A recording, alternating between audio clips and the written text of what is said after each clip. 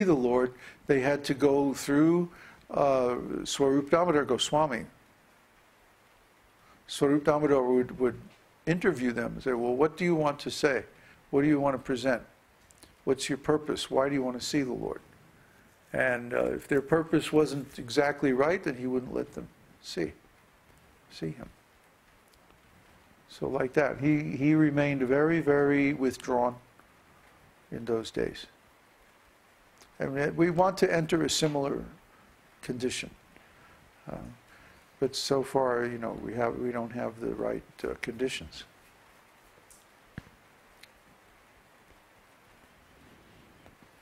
Is there a question from the audience?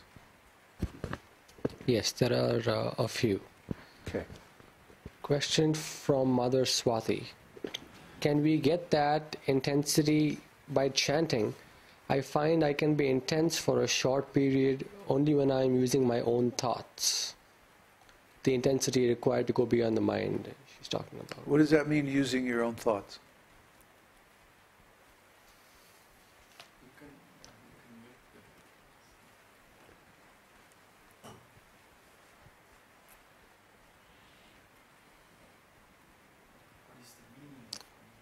Feelings. Well, of course you should use your own feelings. What other feelings could you use?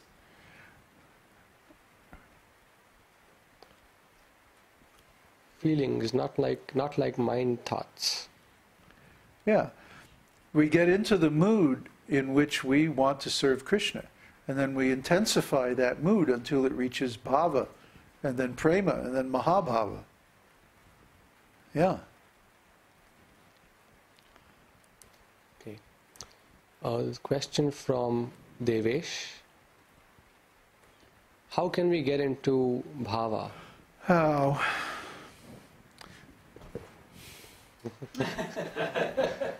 Somebody else asked. Really? We just spent the last 3 months talking about the first section of Nectar of Devotion that describes how, in detail. Please don't ask stupid questions. Question from Krishna Prapti. Being that the living entity is constitutionally feminine by nature, is the jiva's love for Krishna anyway related to this aspect? Oh boy. Don't speculate about these things, please. Read about Svarupa Siddhi in Nectar of Devotion. Everyone has a particular eternal relationship with the Lord. Some are female, some are male, some are, they're all in different moods and like that. I know, these questions disturb me because they indicate that you're not understanding the subject matter very well.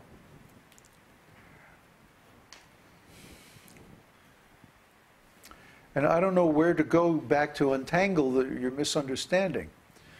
Because, we just spent a whole bunch of time going through all this material with a fine-tooth comb. And it's like, even after all this discussion and all this presentation, you still don't understand it? And this is only the first part. What about the other 3 parts?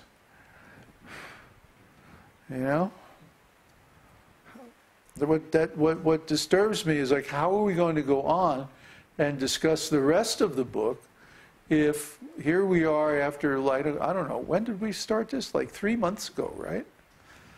From the very first chapter, going through everything very, very carefully, and it's like he's still asking these questions that indicate you don't understand the subject matter. So, after all of this, you expect me to say 2 sentences and you'll understand? If you don't understand now, means you have to go back over all the previous programs on Nectar of Devotion and find your misunderstood terms. That's the cause of all these questions. If you would define all these terms properly, you wouldn't have you would have some much better quality questions similar to Uddhava's.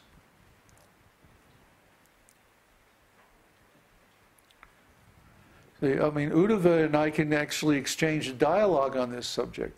But these questions, I mean, most of them aren't even worth addressing because they indicate a misunderstanding of the subject matter.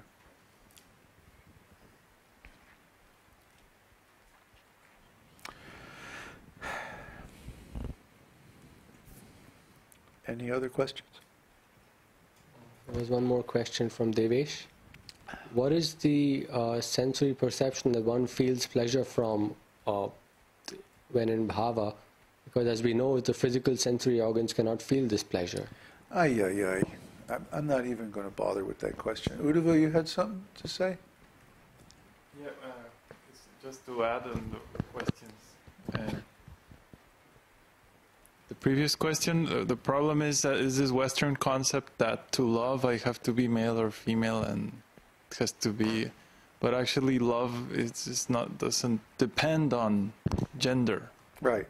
Real pure love or real love is like, yeah, you love or not, you don't love. So that's for the previous question. And the last question, well, it's purely mental. Yeah, that's really mental. I mean, it's really bad. It's a problem. It's basically, I think it comes from, I mean, I've been associating with you for 3 years or something, and so many things that I've learned and during my practice and like that. So like for someone over the internet, even though we're doing this very wonderful broadcast, it's just like, it's hard. It's hard, you know, dealing with material consciousness and being surrounded by rascal and like that. Yeah. Like that's almost the subject matter. It's a very big gap, you know. The subject matter is so elevated, you know. It's so high, it's like, and it's beyond most people's experience, even most devotees' experience. Most devotees don't let themselves go into that complete intensity. You know, they stop it with the mind, and then they go off on some tangent. Oh, I should become a famous devotee. Oh, I should become a big kīrtan leader. Oh, I should become a temple president. Oh, I should, you know, do this or do that. it's protection of the mind again. Yes. It's because I've had so much pain before. If I go there again, then I'll suffer again.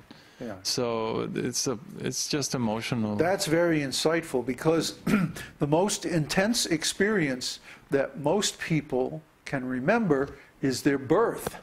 Pain, And this is totally traumatic. Birth this is one reason why, you know, I think I was very much helped by doing primal therapy and depth psychology. You know, I did like about 2.5 years of intensive therapy, you know, and this was intense, you know, intense, like, you know, like rolling on the floor with 3 people holding you down, screaming at the top of your lungs. Intense. You know. So, you know, if someone has not been able to experience that intensity, and they try to approach that level of intensity, the mind is just going to freak out completely. It's just going to shut everything down because, oh no, we're going to get into that again? No way, you know. And they're going to come up with some heavy, negative impressions to shut down the energy. See? So, you know, what can I say? It's part of what I was able to attain in spiritual life had to do with my unique experiences in life. And some of these were like way outside the usual boundaries of what is considered acceptable for a devotee, you know. In fact, I don't know any other devotees who have gone as deeply into psychotherapy or as deeply into mystic yoga or as deeply into art or, you know, so many other things as I have. I mean, from my perspective, most devotees are very, you know, they lead like very sheltered narrow lives, and they don't really experience a lot of the really juicy, amazing things in life, because of this. And then they try to like artificially make up for it with this jumping, smashing kartals kind of kīrtan, and that's just not it at all. The real intensity is deep. The real intensity means, you go into a space where your mind just can't handle anything, and it just completely like freak out, and in a good way. Freak out in a good way.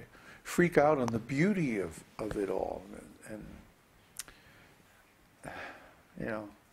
you just get to a point where it's like, you have to get out there and experience this for yourself. I can talk all day and all night, but if you don't get out